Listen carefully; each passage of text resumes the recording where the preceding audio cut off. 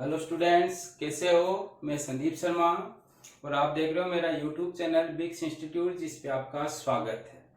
तो बच्चों, आज की क्लास में अपन क्या पढ़ने वाले हैं, electric field intensity due to non conducting charge sheet. यानी आपके पास एक कोई नॉन कंडक्टिंग शीट है और उस नॉन कंडक्टिंग शीट को अगर चार्ज कर दिया जाए तो उसके कारण कितना इलेक्ट्रिक फील्ड प्रोड्यूस होगा, उसकी कैलकुलेशन करेंगे।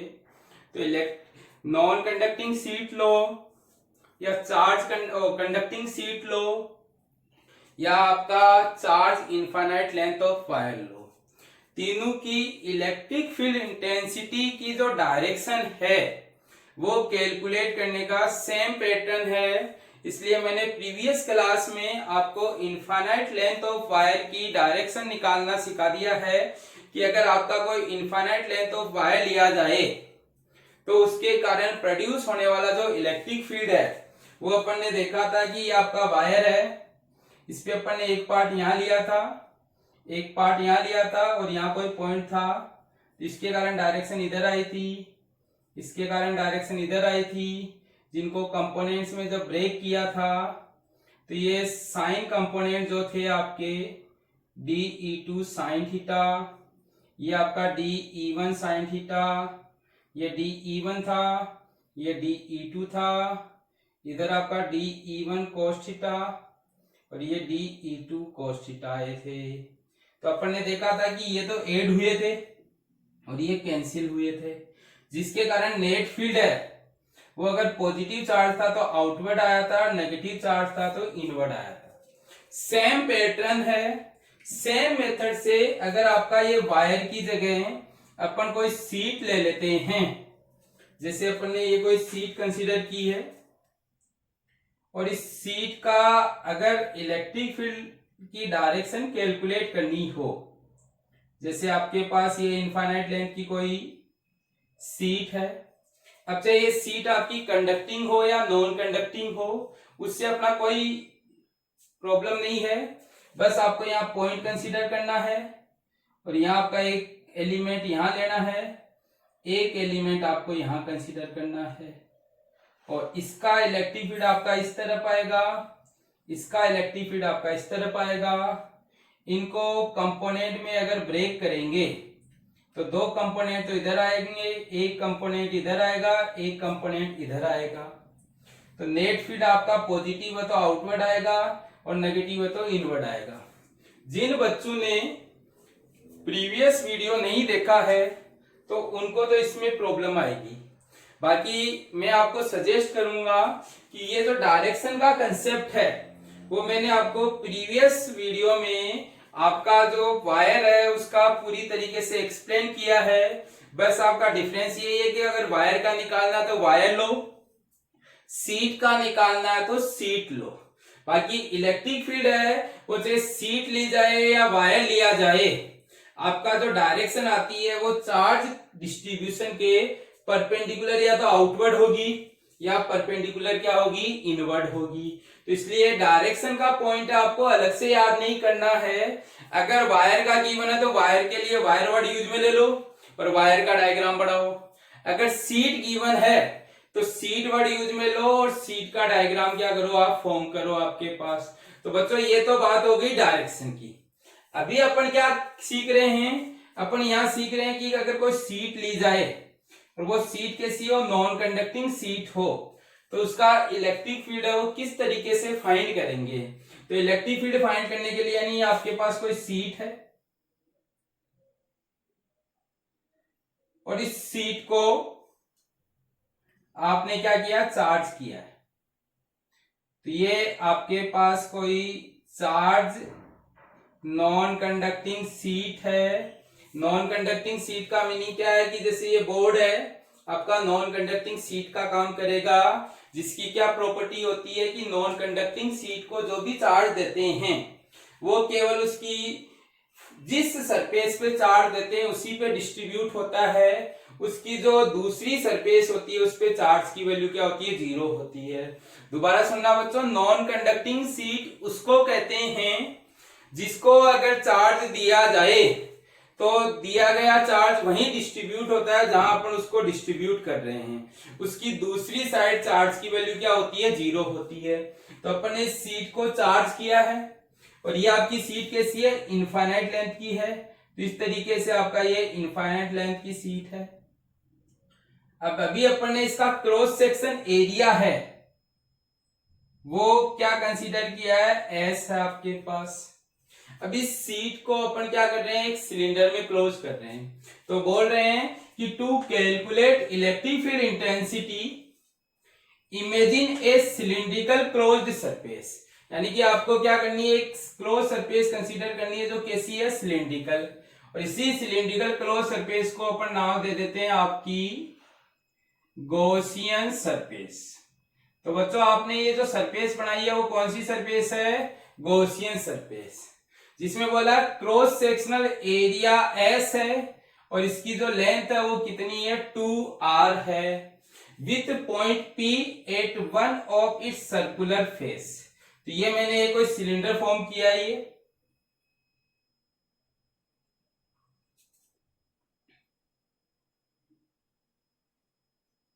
और ये सिलिंड्रिकल है जो वो आपकी क्या कहलाती है, गॉसियन सरफेस। तो ध्यान रखना बच्चों, ये अपन ने जो बनाया है वो क्या बनाया है, गॉसियन सरफेस बनाई है।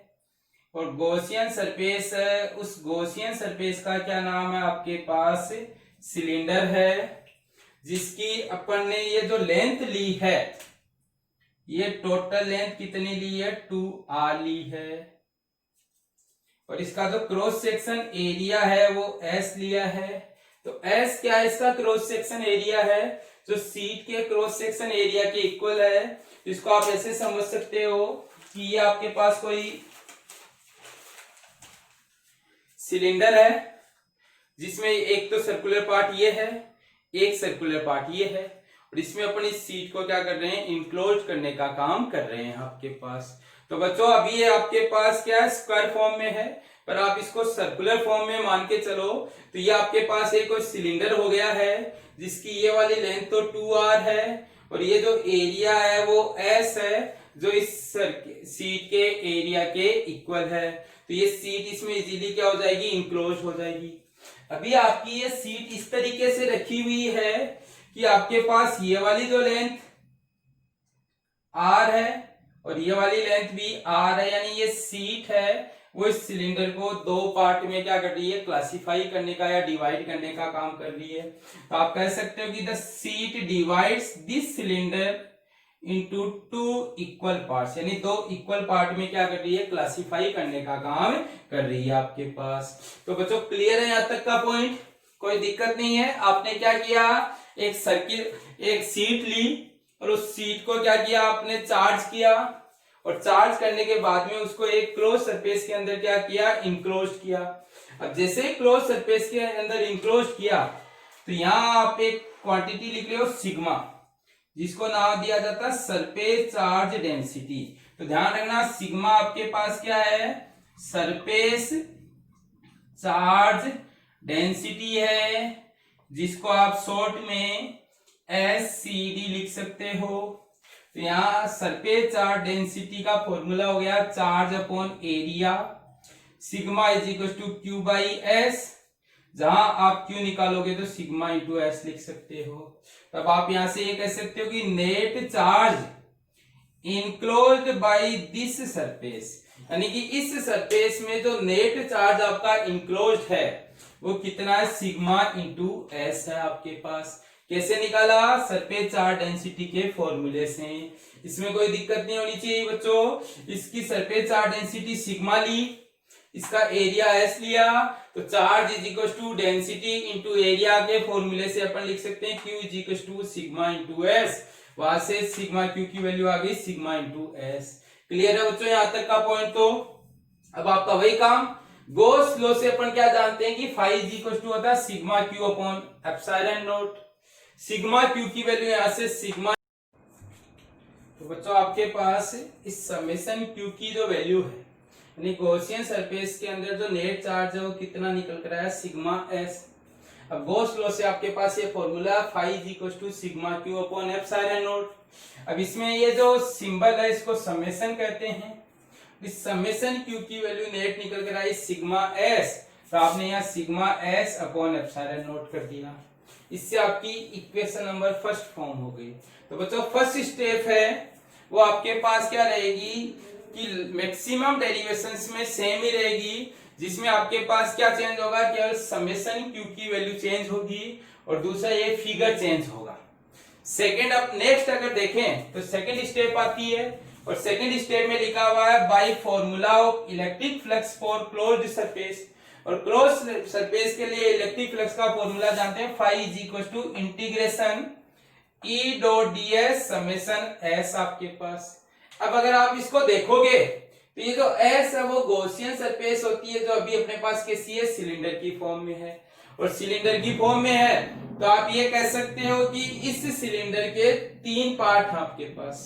पहला पार्ट आपका S1 है, दूसरा पार्ट आपके पास ये S2 है और तीसरा पार्ट आपके पास S3 है। S1 है आपके पास लेफ्ट सर्कुलर फेस यानी ये वाला, S2 है आपका कर्व सरफेस यानी ये वाली, और S3 है लोअर सर्कुलर फेस यानी कि S3 आपके पास। तो इस तरीके से आप ये कह सकते हो कि इस चार्ज के कारण आपको सिलेंडर के तीन पार्ट में से फ्लक्स मिलेगा। तो इस फॉर्मूले को अपन तीन पार्ट की फॉर्म में लिख सकते हैं, S1 पर, S2 पर और S3 पर। तो आपने ये जो इंटीग्रेशन था इसको सोल्व किया तो आपके पास एक तो S1 का इंटीग्रेशन करना, एक S2 का और एक S3 का। अब आपके पास S1, S2 और S3 तीनों में क्या आ रहा है, डॉट आ रहा है, यानी कि आप लिख सकते हो E डॉट ds, इसको EDS cos थीटा लिख सकते हो। ऐसे इस E डॉट ds को EDS cos थीटा लिख सकते हो, E डॉट ds को EDS cos थीटा लिख सकते हो। तो अब आप अगर यहाँ देखोगे तब आपको ये cos थीटा की वैल्यू निकालनी है। और cos थीटा क्या होता है, angle between electric field and area vector. तब आपको सरफेस पे S1 सरफेस की बात करोगे तो S1 सरफेस पे इस चार्ज के कारण जो इलेक्ट्रिक फील्ड E है वो इस तरफ है। ऐसे ही S2 सरफेस पे देखोगे तो इलेक्ट्रिक फील्ड है वो आपका इस तरीके से ऐसे मिलेगा। और S3 सरफेस पे इलेक्ट्रिक फील्ड की डायरेक्शन देखोगे तो इस तरीके से ऐसे आएगी। तो आपने क्या किए कि S1, S2 और S3 पर इलेक्ट्रिक फील्ड तो शो कर दिया। अब आपको किसको शो करना, ds वेक्टर को। और ds वेक्टर को शो करने के लिए अपन को यहाँ तीन एलिमेंट लेने पड़ेंगे। तो पहले अपन ने इस सरफेस पे एक एलिमेंट लिया जिसका एरिया कितना है, ds है आपके पास। और इसका एरिया एलिमेंट अगर अपन शो करते हैं एरिया वेक्टर, तो ये एरिया वेक्टर परपेंडिकुलर आउटवर्ड होगा। जो मैंने आपको बनाना सिखाया है कि जो भी सरफेस होती है उसके परपेंडिकुलरली आउटवर्ड एक वेक्टर ड्रॉ करोगे वही एरिया वेक्टर होगा। ऐसे अगर आप यहाँ पे एरिया वेक्टर ड्रॉ करोगे तो इसका एरिया वेक्टर ds है वो इधर आ गया। और इस पे अगर आपको एक एलिमेंट लोगे और इसका एरिया वेक्टर ड्रॉ करोगे तो ये आपका ds वेक्टर इधर आ गया। अब अगर आप देखोगे तो यहाँ थीटा 0, यहाँ पे भी थीटा 0 और यहाँ थीटा कितना बन गया, 90 बन गया। तो इस तरीके से आप कह सकते हो कि फिगर से सरफेस S1 और S3 पर E है वो पैरेलल है ds के, जिसके कारण थीटा 0 आया। थीटा 0 आने का मीनिंग cos थीटा किसके इक्वल हो गया, 1 के इक्वल हो गया। तो अपन कह सकते हैं कि यहाँ 1 रख सकते हैं, यहाँ 1 रख सकते हैं। ऐसे ही सरफेस S2 यानी कि ये वाली सरफेस, इस पे देखोगे तो ds इधर है, E इधर है, तो दोनों के बीच में एंगल 90 बन रहा है। 90 बनने का मीनिंग cos थीटा की वैल्यू कितनी होगी, 0 होगी। cos थीटा 0 हो गया तो आप यहां से कह सकते हो कि जो अपना इंटीग्रेशन है, इस इंटीग्रेशन में अपन क्या कर सकते हैं कि आपका इस cos थीटा की जगह 1, इस cos थीटा की जगह 1 और इस cos थीटा की जगह अपन ने क्या रख दिया, 0 रख दिया। तो आप यहां से ये कह सकते हो कि आपके पास ये दोनों टर्म तो 1 हो गए, 1 है यहाँ पे तो, और यहाँ 0 हो रहा है। तो इसका E तो बाहर ले लिया, इंटीग्रेशन S1 ds लिख दिया। ये आपका 0 हो गया तो इसको 0 कर दिया। ऐसे ही E बाहर आ गया और इंटीग्रेशन ds किसका, S3 का। अब इंटीग्रेशन S1 ds क्या है, यानी ये एरिया, और इंटीग्रेशन ds S3 है वो क्या आपके पास, ये वाला एरिया। ये दोनों एरिया आपस में इक्वल है, इनको किसके इक्वल लिख दिया, S के इक्वल। मीनिंग क्या हुआ, cross sectional area of cylinder, और cross sectional area of cylinder अपन ने देखो स्टार्टिंग में क्या माना, S, तो आप यहां कह सकते हो S आ गया। तो यहां से आपके पास ये ES प्लस ES, यानी इसकी जगह भी S रख दिया और इसकी जगह भी S, तो यहां से आ गया 2ES। इक्वेशन सेकंड बन गई 5 = 2ES। अब आपका काम हो गया, एक बार दोबारा से देख लो इसको। क्या किया आपने, आपने ये कहा कि सर क्लोज सरफेस के लिए फॉर्मूला हम ये जानते हैं, इसमें S गॉसियन सरफेस होती है जिसके अपन पार्ट देखें तो 3 पार्ट मिल रहे हैं, S1 S2 और S3, यानी कि 3 पार्ट में से फ्लक्स मिलेगा। तो इस फॉर्मूले को अपन ने मॉडिफाई करके ऐसे लिख दिया, जिसमें ये तीनों रिप्रेजेंट करते हैं कि ये S1 का फ्लक्स है, ये S2 का फ्लक्स है, ये S3 का फ्लक्स है। डॉट आता तो अपन जाते cos थीटा का यूज लेते हैं, तो cos थीटा यूज में ले लिया। अब cos थीटा E और ds के बीच का एंगल होता है, और एंगल फाइंड करने के लिए अपन ने यहाँ पे एक एलिमेंट लेके E और ds की डायरेक्शन लिखी, यहाँ पे एक एलिमेंट लेके E और ds की डायरेक्शन लिखी, यहाँ एक छोटा सा एलिमेंट लेके E और ds की डायरेक्शन लिखी। तीनों में अपन को 2 पे 0 मिला और 1 पे 90 मिला, जिसके कारण ये वाला तो 0 हो गया और ये 1 हो गए, तो ये रख दिए। फाइनल में अपन ने देखा कि यहाँ S1 का इंटीग्रेशन है और एक S3 का इंटीग्रेशन है। S1 का इंटीग्रेशन का एरिया है S, और S3 का इंटीग्रेशन करते हैं तो उसका एरिया भी S है। तो यहां से इक्वेशन बन गई 5 = 2ES। अब आपका सोल्व हो ही गया। स्टेप थर्ड में तो कंपेयर करना है फर्स्ट और सेकंड को, कंपेयर करते हैं तो इसमें तो 2ES आया, और यहां से sigma S upon epsilon not आया। S से S काटा तो E = sigma upon 2 epsilon not, और इस सिग्मा को यहां से Q/S लिखें तो फॉर्मूला बन गया Q upon 2S epsilon not. Vector form में लिखोगे तो E = sigma upon 2 epsilon not n cap, जहां n कैप है वो आपका एक यूनिट वेक्टर होता है नॉर्मल टू सीट। तो अगर आप ये सीट लो और अगर पॉजिटिव चार्ज है तो ये आउटवर्ड मिलेगा, ऐसे अगर ये सीट लूं मैं और अगर इस पे नेगेटिव चार्ज दूं मैं तो ये आपका इनवर्ड मिलेगा। और ये n क्या शो करता है, direction of electric field show करने का काम करता है।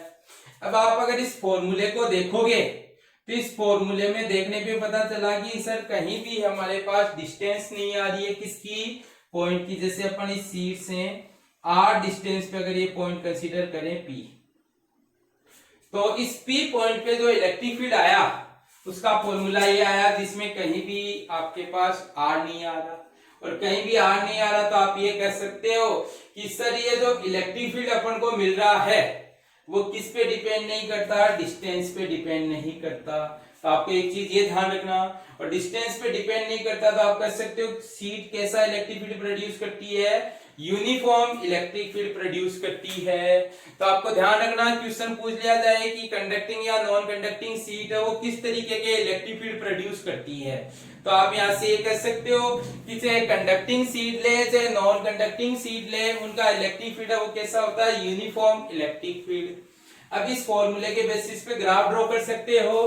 तो आप देख रहे हो E डायरेक्टली प्रोपोर्शनल सिग्मा, तो E डायरेक्टली प्रोपोर्शनल सिग्मा का ग्राफ ऐसा बना दिया। दूसरा देखा डिस्टेंस आ नहीं रही, तो डिस्टेंस आ नहीं रही तो एक स्ट्रेट लाइन बना दी जो इसके पैरेलल है, जो आपको ये बता रही है कि r की वैल्यू 0 लेंगे तब भी सिग्मा अपॉन 2 एप्सिलॉन नॉट मिलेगा। r की वैल्यू अगर बढ़ाएंगे तो इलेक्ट्रिक फील्ड आपका क्या रहेगा, कांस्टेंट रहेगा। यानी कैसा इलेक्ट्रिक फील्ड है, कांस्टेंट इलेक्ट्रिक फील्ड है। तो बच्चों ये आपके पास नॉन कंडक्टिंग सीट का इलेक्ट्रिक फील्ड आया कि आपको अगर नॉन कंडक्टिंग सीट के कारण किसी पॉइंट पर इलेक्ट्रिक फील्ड कैलकुलेट करना है तो स्टेप फर्स्ट में गॉसियन सरफेस बनाओ, गॉस लॉ लगाओ, जिसके लिए नेट चार्ज की वैल्यू निकालो। स्टेप सेकंड में इलेक्ट्रिक फ्लक्स का फॉर्मूला लिखो क्लोज सरफेस के लिए और फाई की वैल्यू कैलकुलेट करो। और इस इंटीग्रेशन को सोल्व करने के लिए अगर सिलेंडर है तो 3 पार्ट में ब्रेक करके एंगल की वैल्यू निकालो, और एंगल की वैल्यू निकाल के सोल्व करोगे तो आपके पास ये आएगा। थर्ड स्टेप में दोनों को कंपेयर करोगे तो आपके पास सोल्व करने के बाद में आंसर आ जाएगा। किसी भी बच्चे को कोई दिक्कत नहीं होनी चाहिए। अगर किसी को किसी पॉइंट में प्रॉब्लम हो तो वो कमेंट सेक्शन में कमेंट करके जरूर पूछे। और बच्चों वीडियो को देखने के बाद में लाइक और शेयर करना ना भूले, ये मेरी आपसे रिक्वेस्ट है। आप जितना ज्यादा शेयर करोगे उतना ही ज्यादा मेरे को क्या मिलेगा, मोटिवेशन मिलेगा आपके पास। तो बच्चों ये अपन कर चुके हैं। नेक्स्ट अपन करेंगे कंडक्टिंग सीट है, उसका इलेक्ट्रिक फील्ड किस तरीके से आपका वेरी करेगा, या उसका इलेक्ट्रिक फील्ड है वो किस तरीके से कैलकुलेट किया जाता है। बच्चों मैंने डायरेक्शन का पॉइंट आपको पढ़ा दिया पहले ही, वायर वाले डायरेक्शन के पॉइंट को ही, कंसेप्ट को ही यूज में लेना है। बस डिफरेंस क्या है कि आपको वायर की जगह क्या यूज में लेनी है, सीट यूज में लेनी है। तो इसकी जो डायरेक्शन का फाइंड करने का तरीका है वो प्रीवियस क्लास में मैंने मेंशन किया है। उस प्रीवियस क्लास में क्या चेंज करना, एक वायर की जगह सीट बनाना। दूसरा क्या चेंज करना कि जहां जहां वायर वर्ड आए अपनी थ्योरी में जो लिखा अपन ने, उसमें वायर की जगह आप क्या यूज में ले लेना, सीट वर्ड यूज में ले लेना। अब चाहे वो कंडक्टिंग सीट की पूछे तो भी सेम डायरेक्शन आएगी, नॉन कंडक्टिंग सीट की पूछी जाए तो भी आपके पास क्या मिलेगी, सेम डायरेक्शन मिलेगी। थैंक यू, स्क्रीनशॉट ले लो।